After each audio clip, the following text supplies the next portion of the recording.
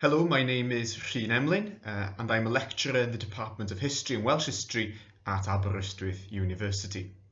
Now, I've been asked to answer 4 questions about myself and my research to help you in your discussions between Gordon State College and Aberystwyth University, so the history departments in both universities. So let me go. So first question is, who am I? So my name is Rhun Emlyn, as I said, and I'm a lecturer in medieval history. So I think I'm the only medievalist you'll be hearing from. So I'm studying the Middle Ages, so between the year 1000 and the year 1500, around that time is what I teach, and it's in that area that I research. So I teach a number of different modules at Aberystwyth. They include teaching about Welsh history in the period, so between 11th century to the 15th century. And if you know anything about Welsh history in the period, it's quite an exciting time in Welsh history. A lot of important events and development at that time, and I might mention a few of them in a minute. I also teach on medieval travel, especially in the later Middle Ages. I teach also on aspects of the church and on what we might call the medieval mind. So how people viewed the world in the Middle Ages, how people thought about the world, their worldview, their perception of themselves, of their society, of the world in general. So those are general topics I teach in my modules. So the second question is, what do I study? So what's my research? I suppose broadly, my research, I'm really interested in ecclesiastical history and political history, so in the church and politics during the Middle Ages and the effect this has on society. I'm very interested in Welsh history this time, but I do look at sort of Welsh history and broader European history. I suppose if I look in more detail, I'm really interested in the universities at the time. So medieval universities and migration and the movement of people. So those are the real areas of research, the areas that I look into in my research, universities and migration in the Middle Ages. Now, the core area of my research is about Welsh students in the Middle Ages. So looking at the travel of Welsh students from Wales to universities in England and on continental Europe. So Welsh students from the 12th century right to the end of the Middle Ages went to study at Oxford and Cambridge, but also to places like Paris and Bologna, many Italian universities and some others on the continent as well. There wasn't a university in Wales, but there were universities in England and the continent, and that's where Welsh students went to study. And so my research is about studying to what extent they could go to study at these universities and the effect that studying at university had on these men, and they were all men, looking at how this led them to careers in the church, this led them to careers in administration, so working for princes, kings, working in administration in the church itself, and particularly interested in some of the Welsh students who went on to have prominent roles in the church in Rome and worked for the papacy there. And this is in a period where we have lots of dramatic changes in Wales. End of the 13th century, Wales is conquered by Edward I, King of England, and so this really changes politics and society in Wales. And afterwards, the Welsh often rebelled against the kings of England. So, for example, the Glyndŵr Rebellion in the early 15th century was a huge rebellion, very successful for a time, although it ultimately failed. And all of this has an impact on the people who went to study and on their careers afterwards. So that's the core area of my research. But this has led me to study and to write on a number of different and related topics. So looking at students, this has led me to look at migration, thinking about migration of Welsh clergy, so people who worked for the church, moving from Wales to find work in England, and thinking about then the relationship between Wales and England. It's also led me to think about identity, so the identity of the Welsh who lived outside of Wales. And that's a really interesting aspect to me, the people who were Welsh but lived outside of Wales, and that's the main area of my research. But thinking about their identity, how did their identity change and develop after leaving their country and living somewhere else? This also, I suppose, helps me to think about questions about the relationship between Wales and Europe at the time, and the connections, all the different connections that existed between Wales and the rest of Europe, especially continental Europe. And so some of my research has actually led to thinking about the relationship within the universities between England and parts of continental Europe as well. So thinking about especially England and the Low Countries, so modern day Belgium, Netherlands, Germany, and how universities were a way of connecting these places. Previously thought by historians not to have much contact in terms of universities, but my research has shown that there was a lot of contact between the universities in England and other parts of Northern Europe. And I suppose finally my research has been led then to think about the importance of students.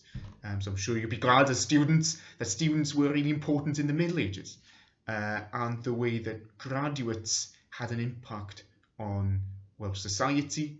Even before Wales was conquered, you can see their importance developing society and afterwards as well.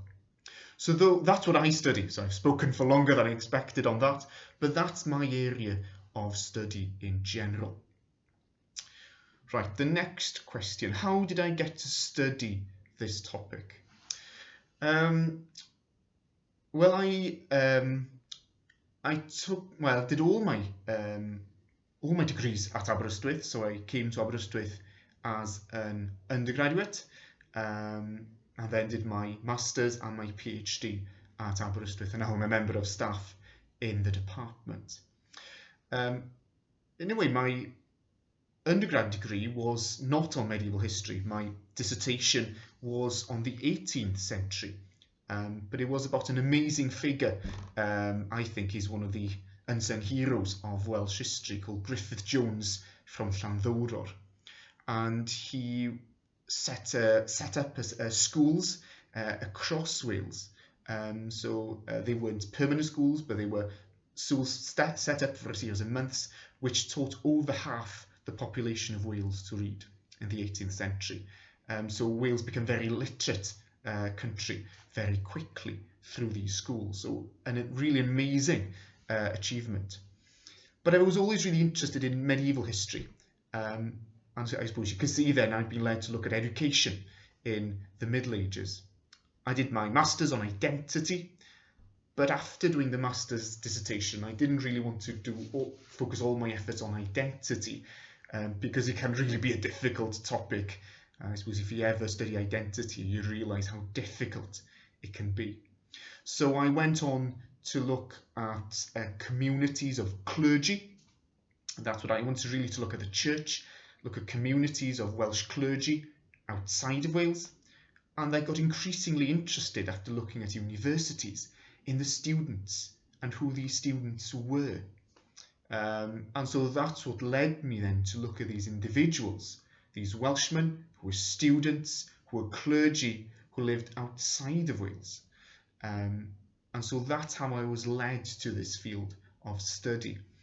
And it's led me then to all sorts of ideas about identity, about migration, about the importance of education, and also really made me realise the ability to study individuals, that we can look at individuals who lived 600 years ago, 700 years ago, people who were not important in the grand scheme of things. They weren't people who were governing, they weren't kings, they weren't bishops. Some of them were bishops, but a lot of them weren't. But we can still look at who they are. People who are there in the records. We can get an idea about their lives, what was important to them, and what shaped their lives. And the final question, why is the field important? So why is my research important? Well, I suppose all of us as historians think that our research area is important, or otherwise we wouldn't be studying in that area. And I suppose a lot of what I look at hasn't been looked at to a great degree by historians before. So universities, Welsh studying at universities in Europe, in the continental Europe, for example, there hadn't been much done on that. But I just want to talk about, very quickly, because time is going on, three reasons why my research is important to understand the past, and three reasons why my research is important to understand the present, if that makes sense. So thinking about the past, and quickly, my research I think is important because it helps us to see Wales in a European context. Often Welsh history is studied as Welsh history or the relationship between Wales and England. But my research helps us to think about the connections between Wales and Europe, and Europe more broadly, continental Europe at the time, and helps us then to see Welsh history differently. Secondly, the importance of education in society. So it helps us to really appreciate how important education was for society. It was a key factor in things like social mobility for the individuals who had education. It was an important factor in connecting different parts of Europe together. And the third reason why it's important for the period is that the way that we can study individuals and really have a glimpse, as I said, of individuals, their lives, how their lives developed, where they were, why did they travel to different places. So Wales in Europe, importance of education and looking at individuals. That's why my research, I think, is important for this period.